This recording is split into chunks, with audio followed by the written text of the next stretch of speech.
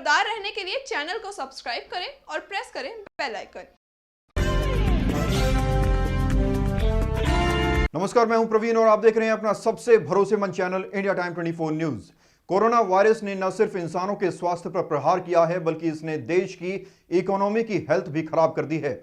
भगत hospital के doctor CM भगत ने देश की बिगड़ती अर्थव्यवस्था पर अपनी चिंता जाहिर की है। उन्होंने कहा कि कोरोना महामारी से प्राइवेट हेल्थ सेक्टर पर प्रतिकूल प्रभाव पड़ा है। जरा सुनिए। देश भर में करोड़ों नौकरियों पर तलवार लटकी हुई है। देश की इकोनॉमी की सेहत दिन पर दिन बिगड़ रही है। प्राइवेट हेल्थ केयर सिस्टम डगमगा रहा है। इस आर्थिक संकट के बीच डॉक्टर सीएम भगत ने चिंता जाहिर की और सरकार को अपने सुझाव दिए। देखिए, इकोनॉमी तो पूरे देश की खराब है, लेकिन हेल्थ को सस्टेन करना है क्योंकि बेसिक नेसेसिटी में है। और सच ये है कि हेल्थ की हालत प्राइवेट सेक्टर की बहुत बुरी है इस समय। बुरी नहीं, बहुत बुरी है। आज भी हमारी एक वीडियो कॉन्फ्रेंसिंग हुई थी अभी। लोग यही कह रहे हैं कि हम स्टाफ को तनख्वाह कहाँ से दें, कम भी करके दें तो कहाँ से दें, क्योंकि ऑक्यूपेंसी जो इसका हॉस्पिटल में चल रही है 5 से 15% चल रही है।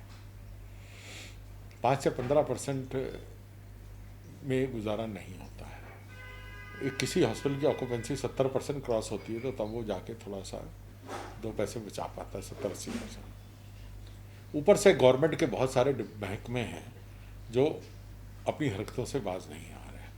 CGHS ने और ECHS ने पेमेंट रिलीज़ की है, इसमें कोई डाउट नहीं। ESI ने पेमेंट रिलीज़ नहीं की, रेलवेज़ ने नहीं की।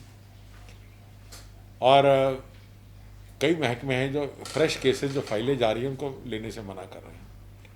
प्राइवेट इंश्योरेंस कंपनी ने भी करोड़ों रुपया दबा रखा है। एक स्टेट का हमने पता किया था तो 250 करोड़ तो एक ही स्टेट का था।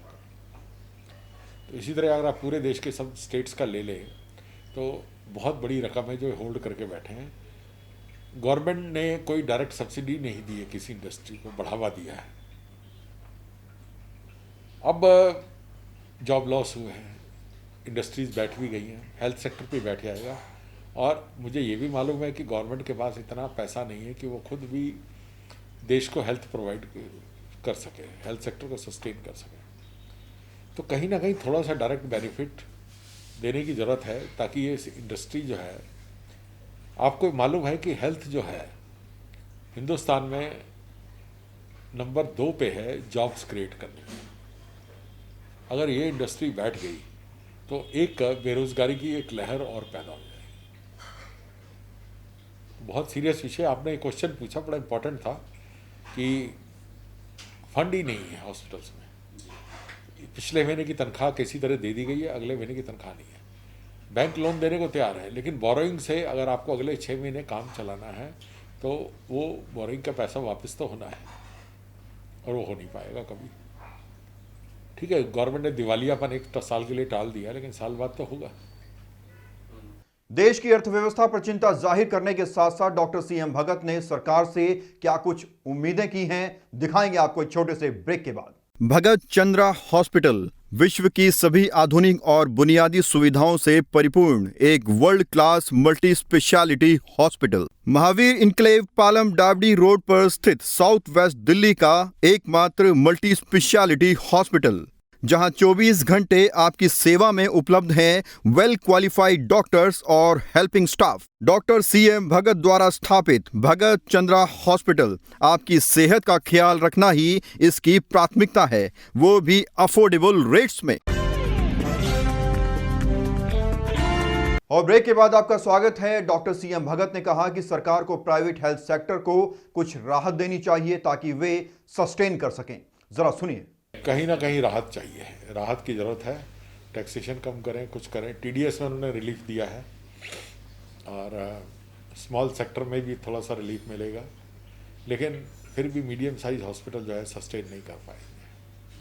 बहुत सारे बंद होंगे, बहुत सारे टेक ओवर होंगे। जो बिजनेसमैन जिसके पास फंड होगा उनको टेक ओवर कर लेगा, और बहुत सारे लोग अनएम्प्लॉयड होंगे। तो लोग सब किस तरह की राहत की उम्मीद आप लोग करें? अब ये देखिए, वैसे तो डायरेक्ट इन्फ्यूजन सब्सिडी की ज़रूरत है, पर मैं ये कहूँगा कि पहले तो जो हमारा ड्यूज़ है वो तो एकदम रिलीज़ करें। चाहे वो, जैसे मैंने बताया, CGHS ने काफ़ी रिलीज़ किया, ECHS ने रिलीज़ किया, ESI ने नहीं किया अभी तक। क्यों नहीं किया? फंड तो भरा पड़ा ESI में। पीछे 6-8 महीने पहले रिपोर्ट भी आई थी कि ईएसआई के पास सरप्लस मनी है, लेकिन वो नहीं करना है, रेलवेज ने नहीं किया और पुलिस के कई महकमे हैं उन्होंने नहीं किया, जो और डिपार्टमेंट्स हैं उन्होंने नहीं किया रिलीज। और प्राइवेट इंश्योरेंस कंपनी का तो कोई रीज़न ही नहीं है, जब किसी का क्लेम सेंक्शन हो गया तो आप उसका पैसा रिलीज़ करिए। बाय कॉन्ट्रैक्ट आपको कुछ एक पीरियड में 30 डेज में आपको देना है, फिर भी आप उसको कई करोड़ रुपया होल्ड करके बैठे हो। एमएसएमई के लिए जो 45 डेज की जो डेडलाइन दी गई है कि उसमें पेमेंट रिलीज करनी है सरकारी विभागों को, उस सबसे कुछ फायदा नहीं होता? देखिए उससे फ़ायदा होगा, जैसे पहले सर्विस इंडस्ट्री नहीं थी इसमें, अब सर्विस इंडस्ट्री इसमें ले ली है उन्होंने, तो हेल्थ सर्विस इंडस्ट्री है और 45 डेज़ का क्लॉज है। अब मैं देखता हूँ जब CGHS को मैं नोटिस भेजूँगा कि आपको मेरी पेमेंट 45 दिन में रिलीज़ करनी है, तो क्या वो करेंगे क्या वो फाइलों को पीछे ही रोक देंगे कि ये प्रोसेस ही नहीं हुई है, प्रोसेस होने के बाद हम 45 दिन में रिलीज़ करेंगे। तो महकमा तो बहुत चतुर है, लेकिन फिर भी हम इसमें कोशिश करेंगे कि जो 45 डेज़ का क्लॉज आपने बोला इसको यूज़ करें। कोरोना महामारी ने पूरी दुनिया को घुटनों पर ला दिया है। दुनिया की महाशक्तियों की GDP भी जवाब देने लगी है। ऐसे में भारत तमाम आर्थिक चुनौतियों के दौर से गुजर रहा है। इसका असर प्राइवेट हेल्थ सेक्टर पर भी देखने को मिल रहा है। हर किसी को इंतजार है जिंदगी के पटरी पर लौटने का। टूर एंड ट्रेवल, होटल और एविएशन इंडस्ट्री के लिए कोरोना वायरस आर्थिक आपातकाल जैसा साबित हो रहा है। प्राइवेट हेल्थ सेक्टर पर भी इसका प्रतिकूल असर पड़ रहा है।